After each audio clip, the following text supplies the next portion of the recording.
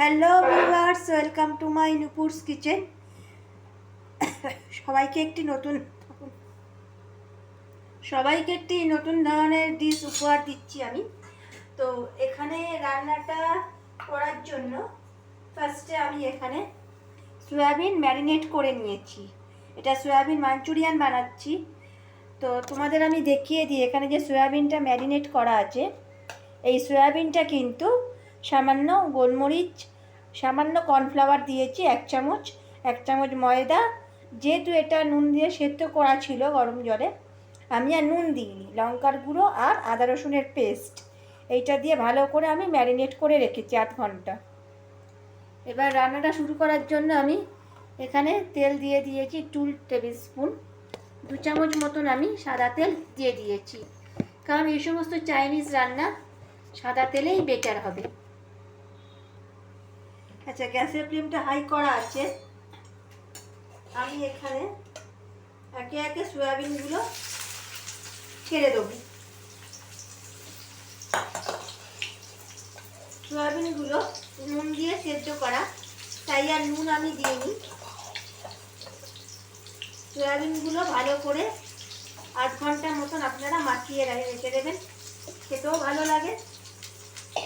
এখানে আছে লঙ্কার গুঁড়ো, সামান্য গোলমরিচ গুঁড়ো, আদা রসুনের পেস্ট, সামান্য কর্নফ্লাওয়ার আর ময়দা, দুটোই 1 চামচ করে, আর সামান্য 1/2 চামচ ডার্ক সোয়া সস। এই মশলাটা দিয়ে ভালো রকম মাখিয়ে রেখে দিয়ে তারপরে আমি ফ্রাই করে নেবো, মানে দু পিঠটা ব্রাউন করে আমি ফ্রাই করে নেবো। তোমরা দেখতে পাচ্ছ সয়াবিনগুলো খুব সুন্দর করে ব্রাউন হয়ে গেছে। এবার আমি একটা এই জায়গায় আমি সয়াবিনগুলো তুলে নিচ্ছি। সয়াবিনগুলো বেশি কালো করে ভাজবো না, মশলাটা গায়ে লেগে পুড়ে যেতে পারে। সেই জন্য আমি হালকা করে সয়াবিনগুলো ব্রাউন হওয়া পর্যন্ত আমি ওয়েট করেছি। সয়াবিনগুলো ভেজে নিলাম। এবার এই রান্নায় যেহেতু আমরা কোনো ফোড়ন ইউজ করব না, তাই বাদবাকি যে তেলটা আছে সেই তেলের মধ্যে আরও আমি 1 টিস্পুন তেল অ্যাড করলাম। এবার এই তেলের মধ্যে আমি একে একে এখানে দিয়ে দিচ্ছি গ্রেট করা আদা, মানে জুলিয়ান করে আদাটা কেটে নিয়েছি আমি সামান্য, আর রসুন আর কাঁচা লঙ্কা। এখানে আমি বাটা মশলা ইউজ করছি না।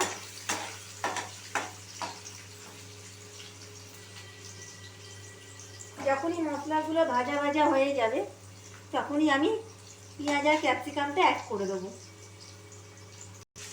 আচ্ছা, সবাই দেখে নিয়েছে এটা কেমন ব্রাউন কালার চলে এসেছে।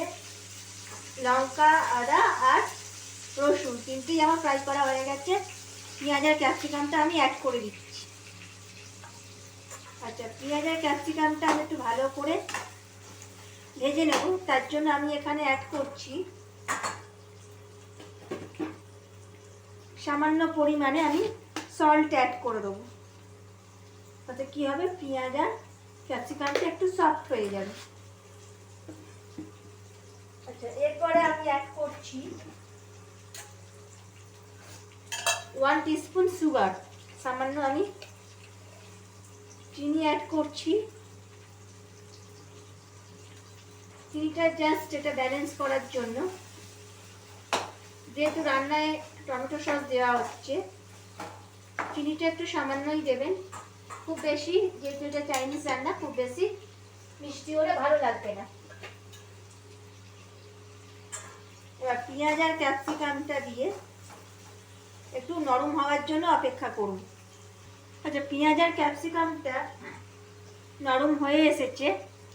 এখানে আমি অ্যাড করছি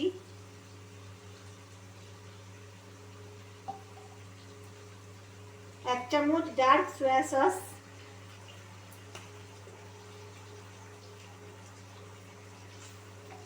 তার সঙ্গে আমি দিচ্ছি 1 চামচ চিলি সস,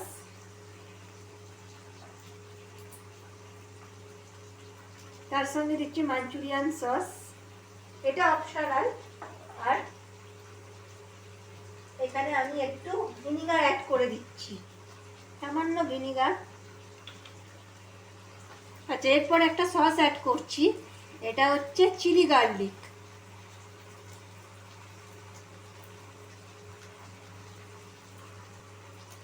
চিলি গার্লিক সসটা খুব সামান্য, খুব বেশি দেওয়ার দরকার নেই।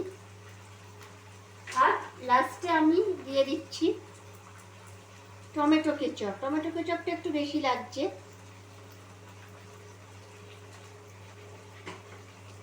সমস্ত উপকরণ আমি ভালোভাবে মিশিয়ে নিচ্ছি। এখানে কিন্তু এই যে সসগুলো দিলাম, এখানে কিন্তু আমি নুন অ্যাড করব না, যেহেতু সোয়া সসে নুন থাকে তাই বেশি নুন দিলাম না। অ্যাড করছি সামান্য ব্ল্যাক পেপার, গোলমরিচ গুঁড়োটাও দিয়ে দিলাম।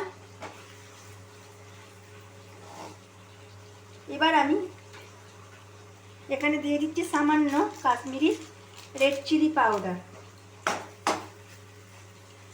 ভালোভাবে আমি মিশিয়ে নিচ্ছি। দেখতেই পাচ্ছ খুব সুন্দর একটা কালার চলে এসেছে। এবার আমি জল দিয়ে দেবো,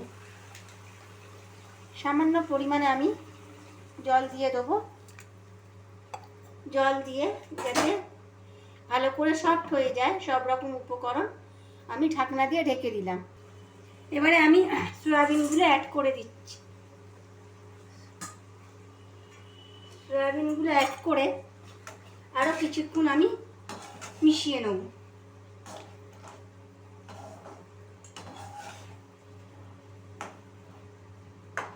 এবার ঠিক 2 মিনিটের মতন আমি রাখবো, যাতে গ্রেভিগুলো সয়াবিনের সাথে মিশে যায়। আচ্ছা, এই পর্যায়ে সামান্য আমি নুন অ্যাড করছি। নুনটা যেহেতু আগে দিয়েছিলাম, মানে সয়াবিনগুলো ফ্রাই করার সময়, তো সেই জন্য আমি আর বেশি নুন অ্যাড করলাম না। নুনটা জাস্ট সামান্য হাফ চামচ নুন আমি অ্যাড করলাম।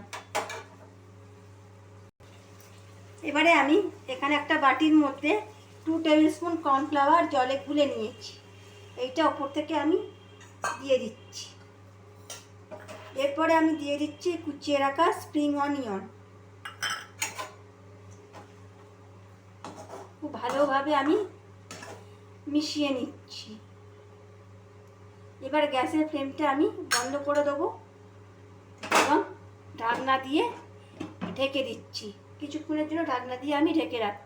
যে রান্নাটা হয়ে গেছে, আমি ওপর থেকে সামান্য রোস্টেড তিল এখানে আমি স্প্রেড করে দিচ্ছি।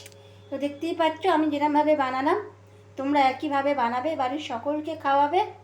ধন্যবাদ, শুভরাত্রির সবাইকে।